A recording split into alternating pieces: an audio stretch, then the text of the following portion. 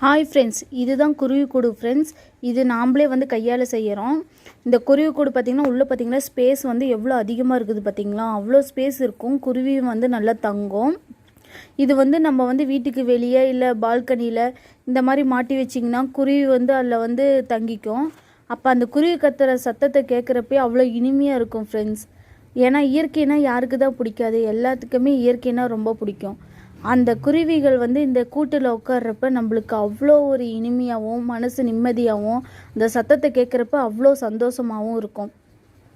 இது நம்ம கையாலேயே செய்கிறதுங்க. பாருங்கள் உள்ளே எவ்வளோ ஸ்பேஸ் இருக்குது பார்த்தீங்களா. இது நம்ம கையாலேயே செய்கிறது. இது நம்ம சேல்ஸ் தான் பண்ணுறோம் ஃப்ரெண்ட்ஸ். நீங்கள் எவ்வளோ வேணும்னாலும் நீங்கள் குருவிகளுக்கு நம்ம சப்ஸ்கிரைப் பண்ணுங்கள் ஃப்ரெண்ட்ஸ். லைக் பண்ணுங்கள், ஷேர் பண்ணுங்கள். நன்றி, வணக்கம்.